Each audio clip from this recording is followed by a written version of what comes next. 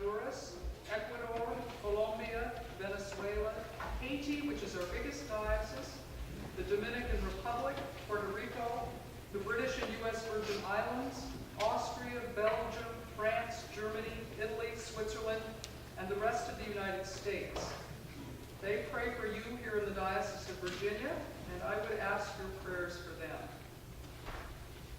I was in another diocese recently where someone was talking about a clothes closet run by a congregation there. A parishioner didn't understand why he kept seeing the same people come back every 10 days or 2 weeks.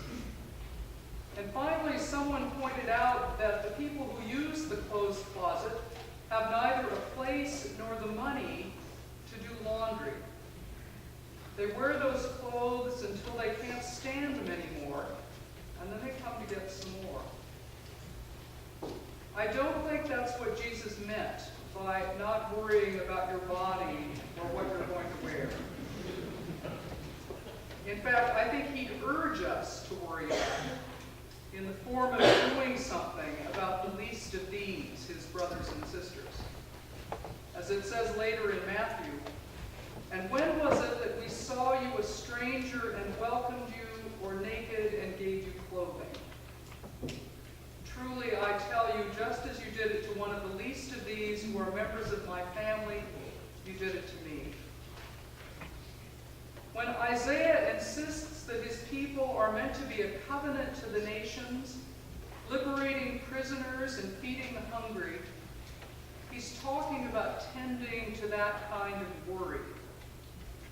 If they're going to be God's people, they're supposed to act like God. Like the God who doesn't ignore the cries of people in the wilderness. And Isaiah points out that God is like the mother of a nursing child who can't ignore the urgent cries or the hunger of her offspring for more than a few minutes. We're meant to serve God in the urgency of those in need, rather than some other lesser master. It's mostly a matter of focus.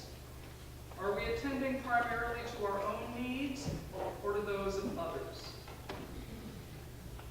The work of St. John's is about more than 400 years of history, though that represents a remarkably faithful witness in this place. It is meet and right to celebrate the long and prayerful ministry of this community, beginning in Henrico Parish. Your forebears moved up here from Jamestown, where we celebrated 4 years ago.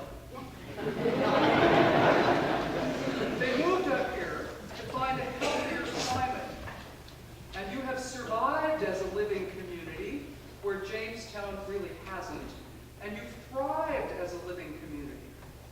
But the worries here began with malaria and the need for clean water. There were worries of plenty in the midst of the Second Virginia Convention, worries that were summarized in Patrick Henry's famous speech, maybe not in the words that you remember. "Gentlemen may cry, peace, peace, but there is no peace. The war is actually begun," he said. "Is life so dear or peace so sweet as to be purchased at the price of chains and slavery?" War's coming, so why continue to worry about it? Recognize the reality and engage it. And the stunning irony is that the liberty or death he proclaimed was only about liberty for some. But it began a ponderous journey that is still not ended in search of peace and liberty for all. What do we worry about? Is it worth the effort? Our nation is in the throes of some really wretched divisiveness at the moment. Arizona is trying to enact even more punitive immigration laws. Wisconsin is trying to remove the right of state workers to organize. Indiana did it 6 years ago. We're still at war in 2 venues across the Middle East, and none of us knows what the current unrest across North Africa and is going to mean for peace in that part of the world. On Friday, I was in Norfolk to visit Navy fleet chaplains who were getting ready for another deployment. Our congregations across the United States are increasingly facing the aftermath of those wars as wounded sailors and soldiers return, and as they and their families try to restore life to some semblance of order. There is plenty to worry about, and there's plenty to work at in healing, reconciling, and rebuilding. That gospel ends by saying, don't worry about tomorrow, for tomorrow's going to have plenty of its own worries. Today's trouble is enough for today. What are you worrying about here today? Are you finding significant and appropriate things to engage your worry? Perhaps the biggest challenge is to keep serving the appropriate master. Jesus says you can't serve both God and wealth. It's possible to serve the wrong one even if the outward work is tending to the needs of the least of these. And perhaps a classic example is the TV evangelism empire du jour, or a charity that collects money and spends 90 cents of every dollar on itself. But there are more subtle ways of misdirecting loyalties and ministry. Most people who get involved in staffing food pantries or homeless shelters come to recognize that they receive much more than they give. That can turn into a subtle addiction. It can be a way of feeling better about yourself by believing that you're better than the people you're serving. Who are we worrying about? Which master is being served? That's a caution rather than a critique. Strive first for the reign of God, that healed world, and those other needs will be filled as well.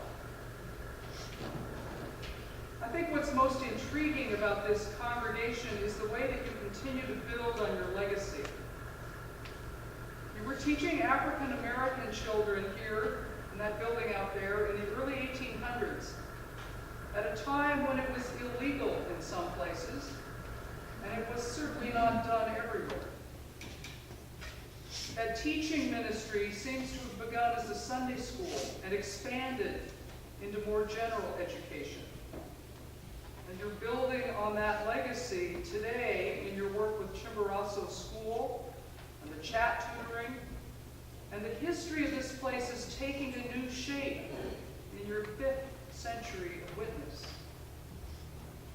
Your willingness to pay attention to the ongoing worries around you is an echo of what Isaiah says when he tells the prisoners to come out of jail.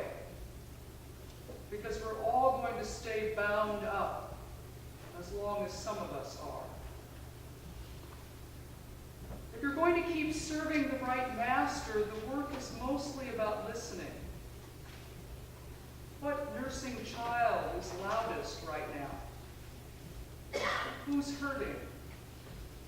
Where are the cries coming from?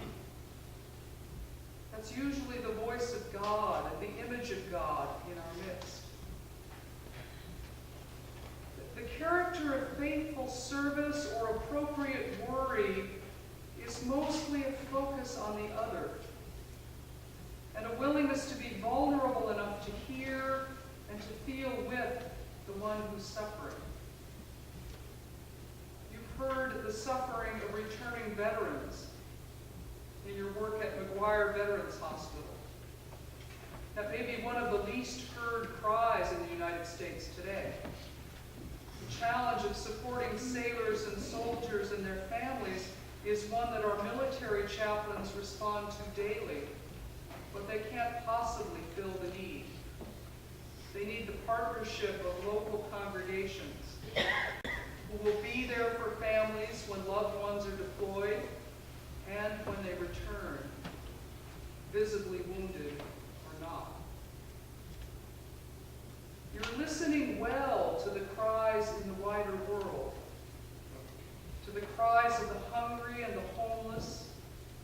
sick and imprisoned, and to the need of each member here to be involved in healing the world. As long as we're continuing to respond to those cries, we don't really need to worry over much about which master we're serving.